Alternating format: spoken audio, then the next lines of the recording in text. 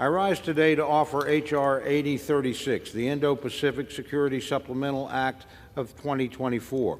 The bill provides $8.12 billion in emergency supplemental appropriations to continue efforts to counter Communist China and ensure a strong deterrence in the region.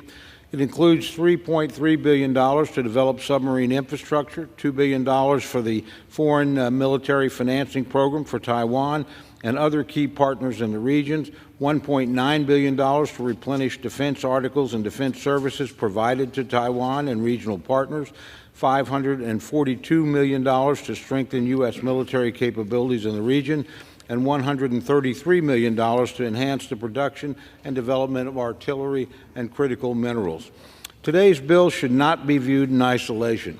It's part of a series of 3 security supplemental bills and a related national security measure, all of which are being considered as part of a comprehensive security funding package. This measure and the other 2 supplemental bills will provide needed military assistance to Israel and Ukraine during their time of crisis, will provide support for Taiwan as it confronts aggression from the Chinese Communist Party, and will provide support for the U.S. military forces operating in Europe, the Middle East, and Asia, including the critical replenishment of American stocks of ammunition. America's greatest writer, Mark Twain, is reputed to have said that history does not repeat itself, but it does sometimes rhyme. Tragically, the past 2 years have produced echoes of a dark time in world history, the 1930s. In the 1930s, evil regimes bent on aggression, domination, and even genocide took their first steps down a dark road that would eventually lead to World War. Tragically, the democratic West turned inward then, standing idly by while fascist regimes began to take aggressive actions against their weaker neighbors.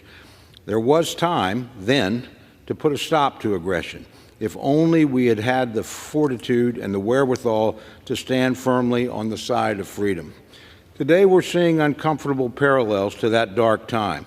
In Europe, Vladimir Putin launched an unjust and illegal invasion of his democratic neighbor, Ukraine.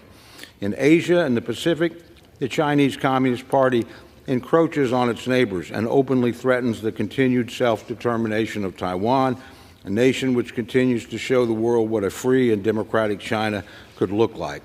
And in the Middle East, Israel faces attacks on multiple fronts, beginning with the horrible terror attack launched by Hamas on October 7th, and continuing with an unprecedented direct aerial assault launched by the Iranian regime over the weekend. These events do not take place in a vacuum, Madam Speaker.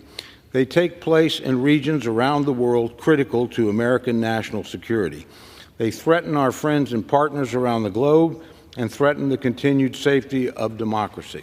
The security of our fellow democratic states is our security, and protecting their security is undoubtedly in America's national interest. Some of the greatest American leaders of the 20th century recognized this fundamental reality.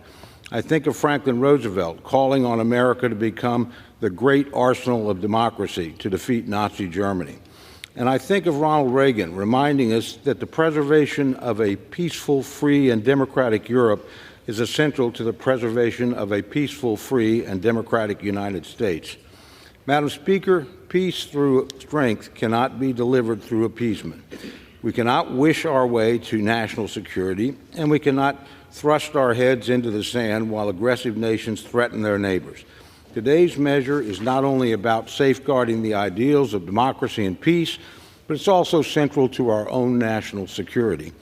The actions we take today will be seen and heard around the world. Vladimir Putin is watching. Xi Jinping is watching. The Iranian mullahs are watching. What will we show them? Will we show them that our commitment to security does not stop at the water's edge?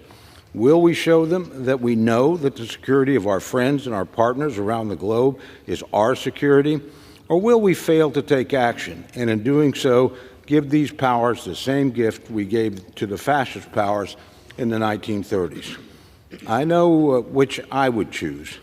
I know what I would show our adversaries, these tyrants and dictators, that just as in Ronald Reagan's time, the United States stands committed to the common defense, that our commitment to our friends and partners stands both now and into the future. I urge all members to support the bill, and I reserve the balance of my time.